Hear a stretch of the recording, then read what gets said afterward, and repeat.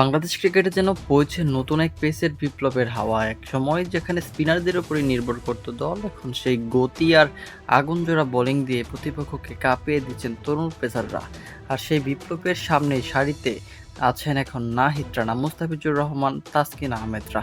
তাদের দুর্দান্ত পারফরমেন্সে প্রায় এক যুগ পর আবার বিশ্বকাপের জয়ের স্বপ্ন দেখতে যাচ্ছে বাংলাদেশ ক্রিকেট বোর্ড। সম্প্রতি আন্তর্জাতিক ক্রিকেটে বাংলাদেশের পেসাররা যে ধারাবাহিকতা দেখাচ্ছেন তা সত্যি অনন্য। নাহিদ রানার আগুনজোড়া গতি, মুস্তাফিজের কাটার মাস্টারি এবং তাসকিনের নিয়ন্ত্রিত লাইন লেন্থ সব মিলিয়ে প্রতিপক্ষ ব্যাটারদের জন্য বড় আতঙ্ক হয়ে উঠেছে বাংলাদেশ। বিশেষ করে নতুন বলে দ্রুত উইকেট তুলে নেওয়ার পাশাপাশি ডেথ ওভারের বেশি কার্যকর হয়ে উঠেছে।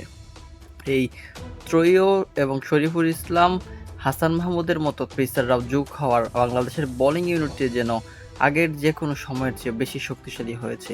এই পেস আক্রমণের কারণে ২০২৭ বিশ্বকাপে যেন নতুন করে পরিকল্পনা জমাচ্ছে বাংলাদেশ ক্রিকেট বোর্ড। প্রায় এক যুগ আগে ২০১৫ বিশ্বকাপে বাংলাদেশের দারুণ পারফরমেন্স দেশের ক্রিকেট প্রেমীদের স্বপ্ন দেখিয়েছিল। এরপর অনেক উত্থান এবং পতন এলেও এবার যেন বাস্তবতার সামনে ট্রফি এখন স্বপ্ন দেখছে ক্রিকেট বোর্ড। বাংলাদেশ দলের সাবেক অধিনায়ক তামিম ইকবালও আশাবাদী। সম্প্রতি এক আলোচনায় তিনি বলেছেন, এই দল যদি নিজেদের সেরাটা দিতে পারে তাহলে ২০২৭ বিশ্বকাপে বাংলাদেশ বড় কিছুই করতেই পারে। বিশেষ করে পেস ইউনিটের উপর ভরসা রাখতে পারে বাংলাদেশ ক্রিকেট বোর্ড।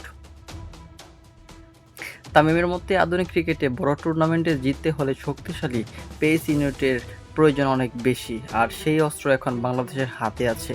ব্যাটিংয়ের গতি, ধারাবাহিকতা আছে এবং সিনিয়র জুনিয়র সমন্বয় ঠিক থাকে, তাহলে ২০২৭ বিশ্বকাপের সোনালি জয়ের স্বপ্ন কল্পনা থাকবে না, হতে পারে সেটা বাস্তব। নাহিদ, মুস্তাফিজ, তাসকিনদের এই পেস বিপ্লব তাই শুধু নতুন ইতিহাসই লিখছে না, জাগিয়ে তুলছে ১৮ কোটি মানুষের বিশ্বজয়ের স্বপ্ন।